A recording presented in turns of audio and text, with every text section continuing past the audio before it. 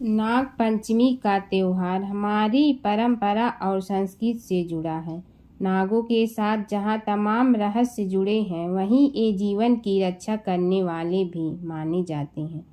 नाग पंचमी पर विधिवत पूजन करने से इन देवता की कृपा मिलती है। साथ ही व्रत कथा पढ़ने का भी विधान है। नाग पंचमी सनातन धर्म का एक विशेष त्योहार है, जिसे हर कोई बेहद श्रद्धा और आस्था के साथ मनाता है। यह पर्व नाग देवता को समर्पित होता है। इस साल नाग पंचमी 9 अगस्त को मनाई जा रही है। इस दिन शुभ मुहूर्त में नागों की पूजा करने से विशेष फल की प्राप्ति होती है। नाग पंचमी पर भगवान शिव के प्रिय नाग देवता की पूजा होती है। इसके लिए घर के दरवाजे के दोनों तरफ नाग की 8 आकृतियाँ बनाएं और हल्दी, रोली, चावल, घी, दूध, फूल आदि से नाग देवता की पूजा करें। नाग पंचमी का भोग एक दिन पहले तैयार किया जाता है। मंदिरों या शिवालयों में इस दिन तांबे के नाग की पूजा होती है। नाग पंचमी की पौराणिक कथा। प्राचीन काल में एक सेठ जी के 7 पुत्र थे। सातों के विवाह हो चुके थे। सबसे छोटे पुत्र की पत्नी श्रेष्ठ चरित्र की विदुषी और सुशील थी, परंतु उसके भाई नहीं थे। एक दिन बड़ी बहू ने घर लीपने को पीली मिट्टी लाने के लिए सभी बहुओं को साथ चलने को कहा, तो सभी धलिया और खुरपी लेकर मिट्टी खोदने लगी। तभी वहां एक सर्प निकला, जिसे बड़ी बहू खुरपी से मारने लगी। यह देखकर छोटी बहू ने उसे रोकते हुए कहा, मत मारो इसे, यह बेचारा निरपराध है। यह सुनकर बड़ी बहू ने उसे नहीं मारा। तब सर्प एक और जा बैठा। तब छोटी बहू ने उससे कहा, हम अभी लौट कर आती हूँ, तुम यहाँ से जाना मत। यह कहकर वह सबके साथ मिट्टी लेकर घर चली गई और वहाँ काम काज में फंसकर सर्प से जो वादा किया था उसे भूल गई। उसे दूसरे दिन वह बात याद आई, तो सबको साथ लेकर वहाँ पहुँची और सर्प को उस स्थान पर बैठा देखकर बोली, सर्प भैया नमस्कार। सर्प ने कहा, तू भैया कह चुकी है, इसलिए तुझे छोड़ देता हूँ, नहीं तो झूठी बात कहने के कारण तुझे अभी डस लेता। वह बोली, भैया मुझसे भूल हो गई है, उसकी क्षमा मांगती हूँ। तब सर्प बोला, अच्छा तू आज से मेरी बहन हुई और मैं तेरा भाई हुआ, तुझे जो मांगना हो मांग लो। वह बोली, भैया मेरा कोई नहीं है, अच्छा हुआ जो तू मेरा भाई बन गया। कुछ दिन व्यतीत होने पर वह सर्प मनुष्य का रूप रखकर उसके घर आया और बोला कि मेरी बहन को भेज दो। सबने कहा कि इसके तो कोई भाई नहीं था, तो वह बोला, मैं दूर के रिश्ते में इसका भाई हूँ, बचपन में ही बाहर चला गया था। उसके विश्वास दिलाने पर घर के लोगों ने छोटी को उसके साथ भेज दिया। उसने मार्ग में बताया कि मैं वही सर्प हूँ, इसलिए तू डरना नहीं और जहाँ चलना मैं कठिनाई को वहाँ मेरी पूँछ पकड़ लेना। उसने कहे अनुसार ही किया और इस प्रकार वह उसके घर पहुँच गई। वहाँ के धन ऐश्वर्य को देखकर वह चकित हो गई। एक दिन सर्प की माता ने उससे कहा, मैं एक काम से बाहर जा रही हूँ, तू अपने भाई को ठंडा दूध पिला देना। उसे यह बात ध्यान न रही और उससे गर्म दूध पिला दिया, जिसमें उसका मुख बेहतर जल गया। यह देखकर सर्प की माता बहुत क्रोधित हुई, परंतु सर्प के समझाने पर शांत हो गई। तब सर्प ने कहा कि बहन को अब उसके घर भेज देना चाहिए। तब सर्प और उसके पिता ने उसे बहुत सा सोना, चांदी, जवाहरात, वस्त्र, भूषण आदि देकर उसके घर पहुंचा दिया। इतना ढेर सारा धन देखकर बड़ी बहू ने ईर्ष्या से कहा, भाई तो बड़ा धनवान है, तुझे तो उससे और भी धन लाना चाहिए। सर्प ने यह वचन सुना तो सब वस्तुएं सोने की लाकर दे दी। यह देखकर बड़ी बहू ने कहा, इन्हें झाड़ने की झाड़ू भी सोने की होनी चाहिए। तब सर्प ने झाड़ू भी सोने की लाकर रख दी। सर्प ने छोटी बहू को हीरा मणियों का एक अद्भुत हार दिया था।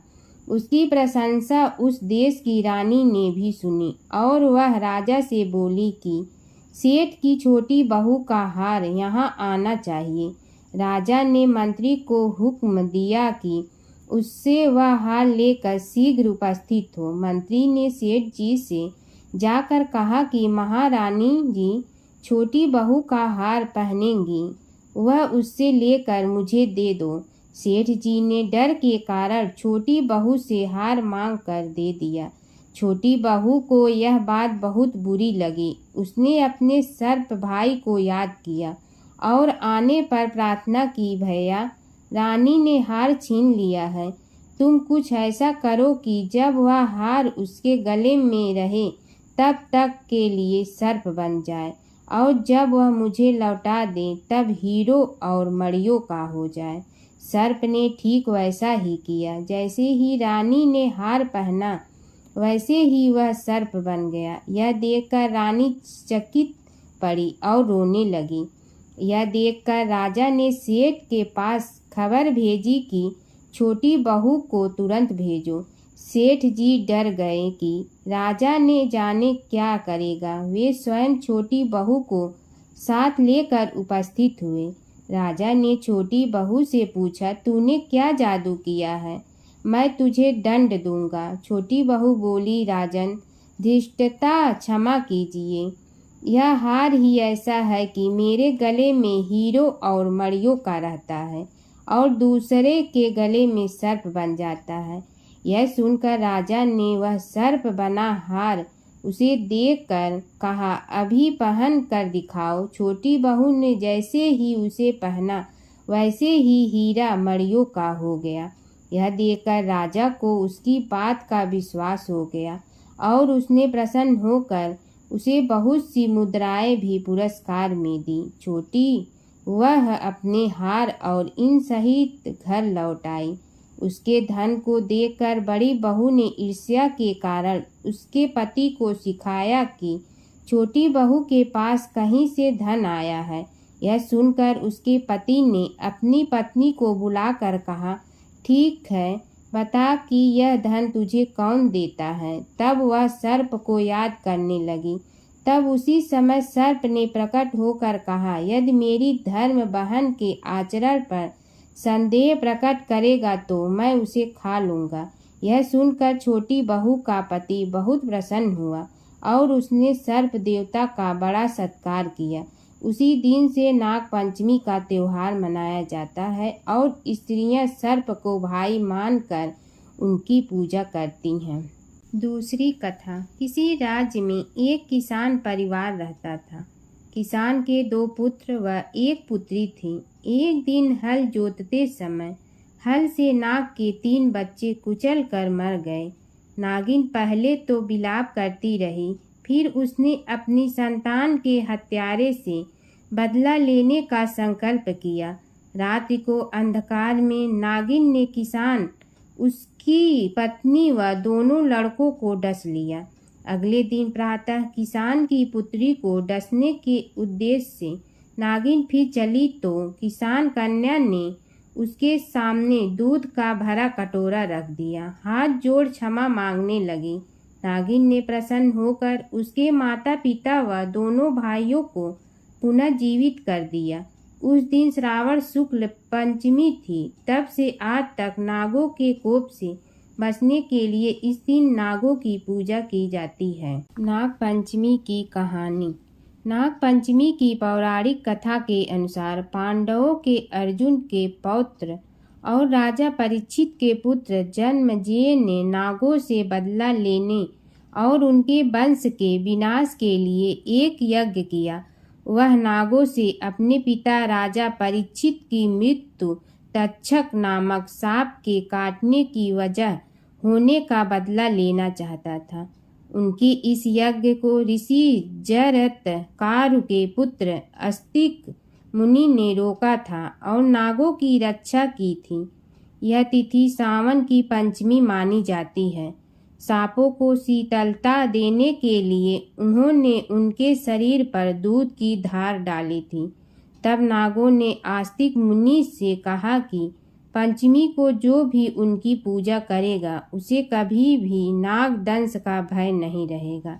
तभी से श्रावण मास की शुक्ल पक्ष की पंचमी तिथि को नाग पंचमी मनाई जाती है। हिंदू धर्म में नागों को देवता का दर्जा प्राप्त है। हर साल सावन शुक्ल पंचमी पर नागों की पूजा कर नाग पंचमी त्योहार मनाया जाता है। मान्यता है कि नाग पंचमी पर नाग की पूजा से काल सर्प दोष से राहत मिलती है, सुख समृद्धि आती है, भाइयों की रक्षा होती है। आइए जानते हैं नाग पंचमी पूजा मंत्र, नाग पंचमी कथा और महत्व।